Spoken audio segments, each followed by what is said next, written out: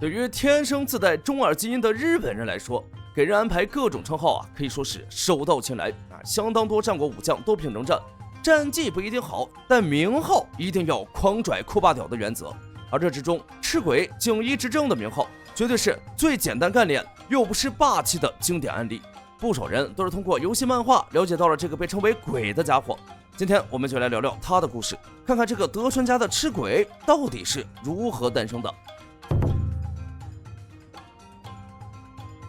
如果说隔壁本多忠胜拿的是满级战神剧本，那景一执政拿的绝对是美强惨逆袭剧本。1561年，景一执政出生在远江国的景一谷，听名字挺浪漫，但此时的景一家简直是倒了8辈子血霉。他老爹景一直亲因为被怀疑搞谋反，在执政2岁时就被日后喜提足球小将称号的金川世真给咔嚓了，整个景一家男丁几乎死绝。为了保住这根独苗，执政从小就开始了东躲西藏的职业生涯，甚至连当时景一家的当主都是那位著名的女城主景一直虎。可以说，执政是在一群女性长辈的拼死保护下，才勉强活到了青春期。1574年，也就是执政14岁那年，他在龙潭寺祭奠老爹家里的长辈们一合计，这孩子长得这么俊，天天躲着也不是个事儿，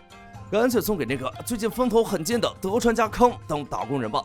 为了能顺利面试，执政的老妈还改嫁给了德川的家臣松下清景，让执政以松下家养子的身份成功打入德川集团内部。1575年，家康在鹰寿途中第一次见到了15岁的执政，那一刻空气仿佛静止了。众所周知战国大名对俊美正太的喜爱并不亚于欧洲的神父家康虽不一定好那口，但高颜值的东西哪怕只是摆在身边，那肯定也养眼不少。史书上说执政容颜美丽，心幽温雅。家康看了一眼执政，再转头看看身边那群长得像老南瓜一样的三河普代武士，当场拍板，这孩子我要了，不仅要，还要重点培养。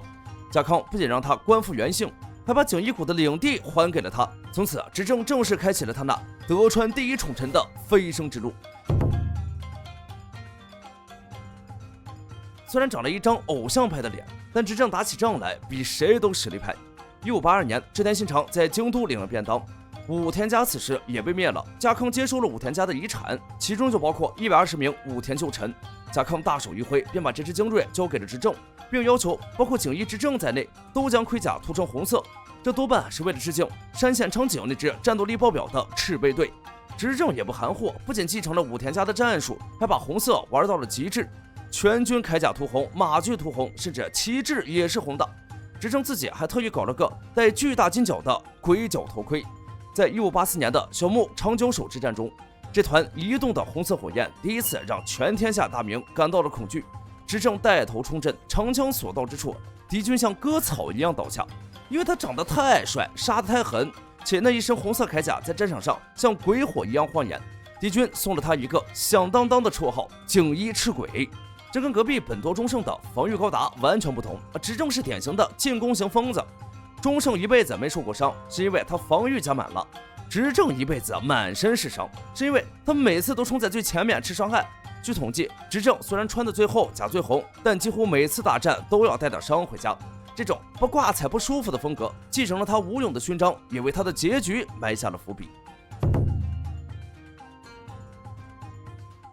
别看执政对家康温温柔柔，他在下属眼里简直就是地狱老板。执政性格急躁，对细节要求到了变态的地步，他对手下的容错率基本为0。家臣要是犯了点小错，或者行军慢了点，执政的反应往往不是扣工资，而是直接拔刀。因为这种动不动就物理裁员的性格，他在家臣内部得了个外号叫人斩兵部。执政官位是兵部少府，杀人如麻，故称人斩兵部。最搞笑的是，很多景一家的老臣实在受不了这职场霸凌，纷纷跳槽。逃去哪呢？很多都跑到了性格豪爽、不拘小节的本多忠胜那里。这导致执政和忠胜的关系一直很微妙，大概就是严师与慈父的职场竞争。执政的头号家老木鱼守胜，甚至因为怕被执政砍了，偷偷写信给家康求救：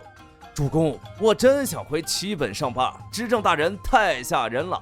家康对此不仅不生气，还觉得执政治军严整硬是把人给推回去了。这种高压锅式的管理虽然口碑一般，但确实带出了一支全日本最不怕死的虎狼之师。景一赤背就是靠这种退后会被老板砍，向前可能被敌人砍的求生欲，在武田与北条之后再次打出了名气。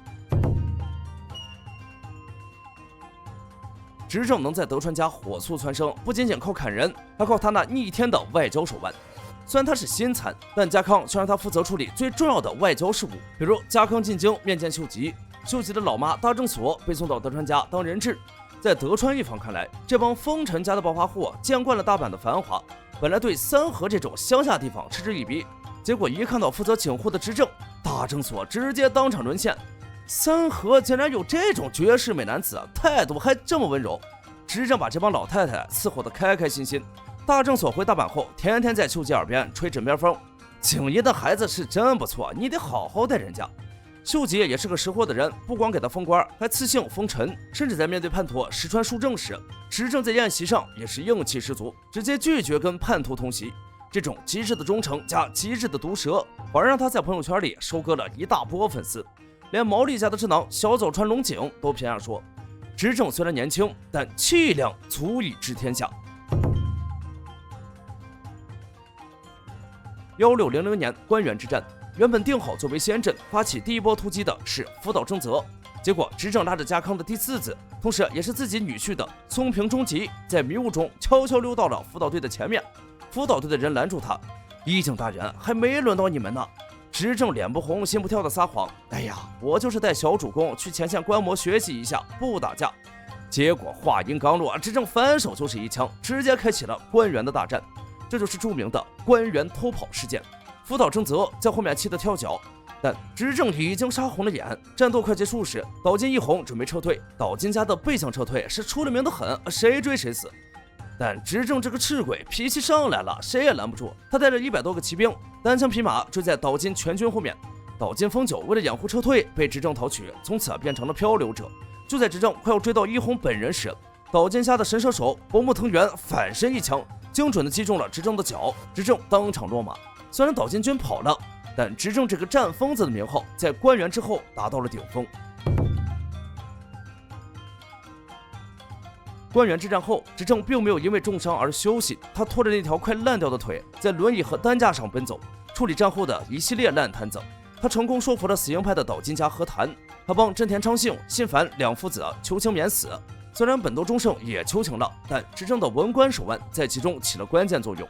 因为立了头功，家康给了他18万担领地，他把那座被调侃为石田三成不配获得之城的佐和山城给了他。但佐和山城毕竟是反贼三城的地盘，执政觉得晦气，准备在附近的燕根山盖一座新城，也就是后来的燕根城。可惜燕根城还没盖好，执政就撑不住了。1602年，也就是关原之战的2年后，因为枪伤感染加劳累过度，这位年仅42岁的赤鬼在佐和山城病逝。家康得知死讯后，据说痛哭流涕，觉得失去了一根支柱。而执政留下的景一家，在之后的江户幕府200多年里，一直稳居大佬的位置，成了幕府最坚定的拥护者。哪怕是黑船来航的幕府时期，其家主景一之弼被刺杀于应天门，成了一系列动乱的导火索。直到现在，那只著名的燕根猫吉祥物依然戴着景一执政那副威风凛凛的赤鬼头盔。本期关于赤鬼景一执政的故事就讲到这里，我们下期再见。